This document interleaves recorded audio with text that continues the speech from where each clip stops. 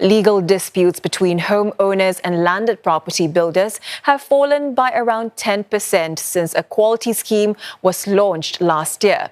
But even with the drop, the industry association says up to 40% of its members have got themselves into sticky situations with homeowners over the past 3 years. And many are over defects identified by unregulated third-party checkers. Alexandra Anand finds out more. It seems as though everything is a defect. Every sticker represents a possible construction fault, from patchy paint to uneven wall plaster, each placed by what's called a defect checker. People who can be hired by some landed homeowners when their houses are being constructed. But many of these stickers may not even be real defects, according to a group that represents building contractors. If I'm a layman, I come to a house when the beauty checker put thousands of stickers over the house, the homeowner will think that, wow, is it a dangerous place to stay or what? You see? So you need to have what type of criteria you're looking on it, you see? So beauty checker actually is, because they are the one who earn by seeing that, I tell the owner, you see, I checked so many defects, but the defect is only come to one thing, it's only either paintwork or evenness. Based on the assessments of these defect checkers, contractors and homeowners can end up in long-drawn disputes, lasting up to a few months. This prevents contractors from taking up new projects. Payments of millions of dollars per project may also be withheld till the client is satisfied. MBAS says in one such dispute, the contractor forked out more than $1 million in legal fees.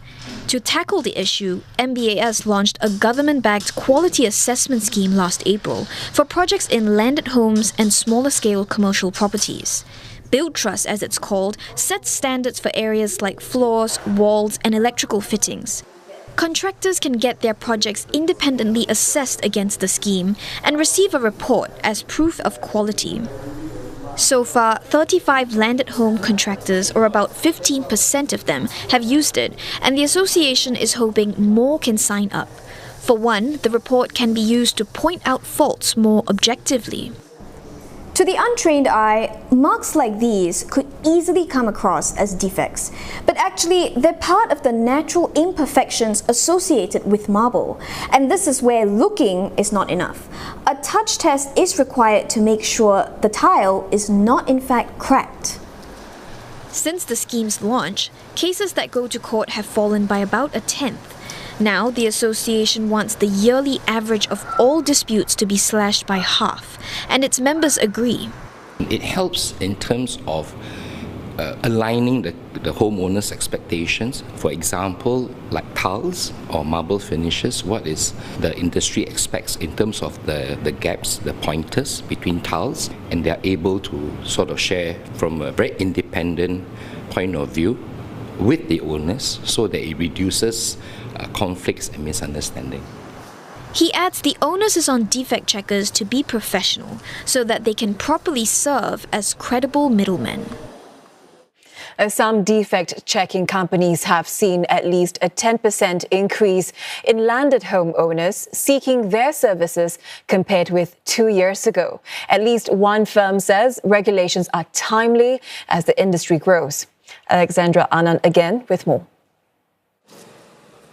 Mr. Ng Kim Hwa knows what it's like to be caught between a homeowner and contractor. He has been in the defect checking business for 5 years and, like others in the industry, believes regulations are long overdue, especially as more firms pop up.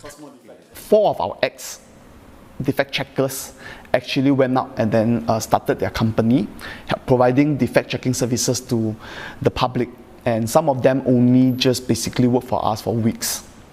So it's a very low barrier of entry. Anyone can just register a company and say, I'm a defect checking company. He says some are setting up shop with shady intentions, finding fault with paint jobs, then offering their services to fix them. We also do know of defect checking company that actually charge the homeowners based on the number of trips they come and visit the house. So I feel that personally there is some conflict of interest here because our job is to shorten the process. But if the defect checking company is making money based on the number of trips, they may be incentivized to actually do more trips, which actually delays the problem rather than fixing the problem. For Mr. Ng, following industry standards despite not having to is one way of ensuring his firm's inspection reports hold water. He identified more than 100 areas of concern at this 3-story landed property, measuring 6,000 square feet. The renovation budget was around $2 million. But he says not all of them were necessarily defects. Some were flagged simply for further observation, as requested by the homeowner.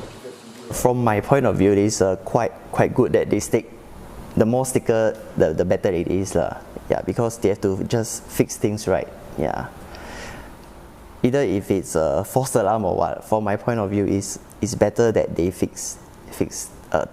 Yeah.